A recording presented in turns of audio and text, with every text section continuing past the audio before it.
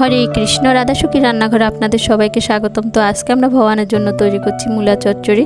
তো শীতের একটি অন্যতম সবজি হচ্ছে মূলা।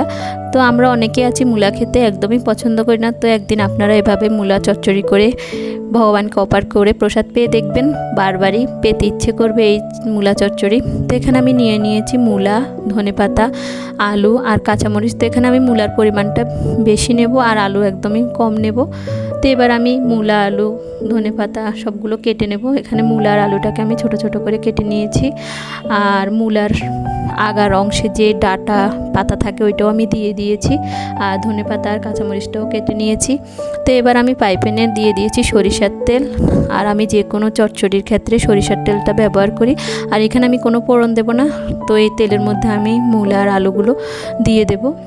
তো দিয়ে আমি এখন খুব ভালোভাবে নাড়াচাড়া করব। আর এখন আমি দিয়ে দেব পরিমাণ মতো লবণ। তো অনেক সময় মূলার থেকে অনেক জল বের হয়, এই কারণে আমি মূলার মধ্যে হলুদটাও তাড়াতাড়ি দিয়ে দেব। হলুদ আর লবণ একসাথেই দেব। আর দিয়ে এখন ঢেকে খুব ভালোভাবে রান্না করব, একদম যতক্ষণ পর্যন্ত না ভাজি হয়ে অনেক সুন্দর সুগন্ধ বের হচ্ছে। কারণ মূলাটাকে যদি আমরা ভালোভাবে ভাজি না করি তাহলে কিন্তু এই চচ্চড়িটা খুব ভালো হবে না, খুব টেস্ট হবে না। তো এই জন্য খুব ভালোভাবে ভাজতে হবে। আর অবশ্যই আমি ঢেকে ভাজি করছি যেন অর্ধেক সিদ্ধ হয়ে যায় এখানেই ভাজতেই। তো এই যে ঢেকে আমি কিছুক্ষণ পর ঢাকনা উঠিয়ে নেড়ে দেব যতক্ষণ পর্যন্ত ভাজিটা ভালোভাবে না হচ্ছে। একটু হালকা লাল লাল করে আমি ভাজবো। তো বারবারই আমি ঢেকে ভেজে নিচ্ছি। তো এই যে এখানে আমার ভাজাটা প্রায় হয়ে গেছে, এই যে শুকনো হয়ে গেছে আর একটু হালকা লাল হয়ে গেছে।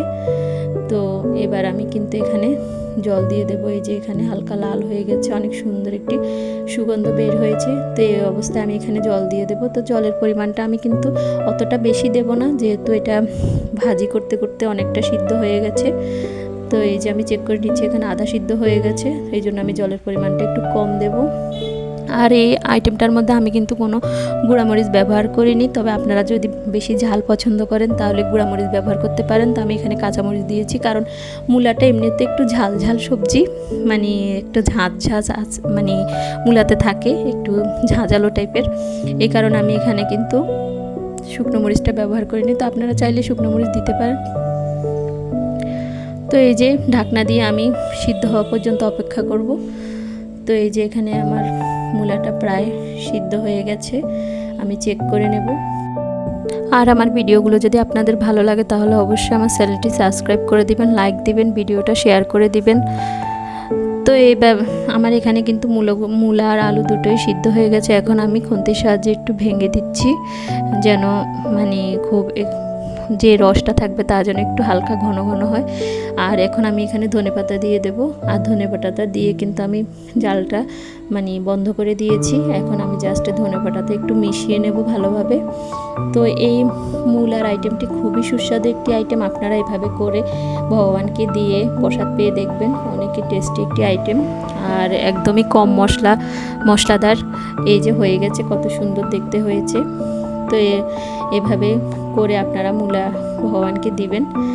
তো আমিও এখন ভগবানকে এটি অফার করেছি আর সবাই মিলে আস্বাদন করেছি পরম সুস্বাদু কৃষ্ণ প্রসাদ। হরে কৃষ্ণ। ধন্যবাদ।